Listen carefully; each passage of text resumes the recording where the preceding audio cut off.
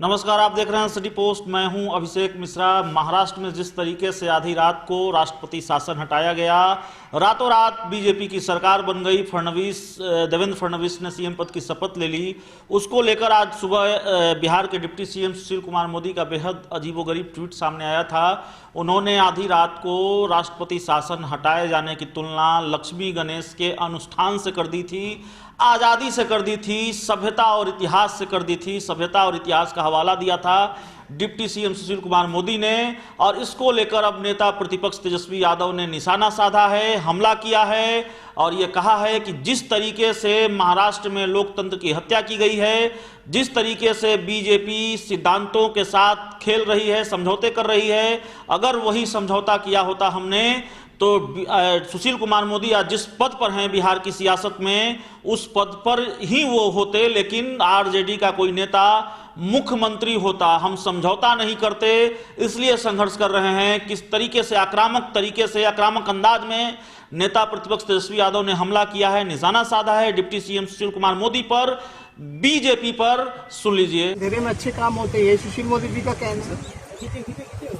सुशील मोदी जी को ये पता होना चाहिए कि राष्ट्रीय जनता दल ने आज तक विचारधारा, सिद्धांत और नीति से समझौता नहीं किया। अगर हम लोग समझौता कर लेते तो सुशील मोदी जिस पद पे हैं अभी उसी पद पे होते, लेकिन मुख्यमंत्री के पद पे कोई राष्ट्रीय जनता दल का व्यक्ति होता। हम लोगों ने कभी भी नीति, सिद्धांत और विचार से समझौता नहीं किया और ना हम करेंगे।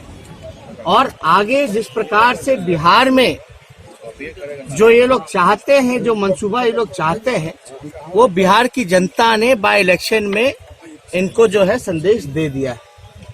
हालांकि महाराष्ट्र में जो हुआ और भी कई एक राज्यों में, गोवा में, कई नॉर्थ ईस्ट के राज्यों में, और जिस प्रकार से बिहार में आप देखे होंगे कि रात की रात जो है सत्ता जो है पलट गई। ये खेल जो है जनता के सामने है, किस तरीके से लोकतंत्र का मजाक उड़ाया जा रहा है, जनादेश का अपमान किया जा रहा है, ये सबके सामने है।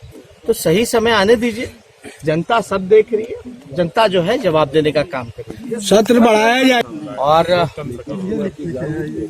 जो भी न्यायालय जो है अभी कार्रवाई जो है न्यायालय में चल रही है, देखते हैं फैसला क्या आता है, क्या जजमेंट आता है। कोई भी टिप्पा टिप्पणी पहले करना मेरे ख्याल से मुनासिब नहीं होगा, क्योंकि जजमेंट बिना देखे हुए और एविडेंस क्या क्या लोगों ने दिया है, ये बिना जानकारी के बिना हमको नहीं लगता कि कोई इस पर टिप्पा टिप्पणी करनी चाहिए। लेकिन कहीं ना कहीं से लोकतंत्र की हत्या हुई है और जनादेश का अपमान किया।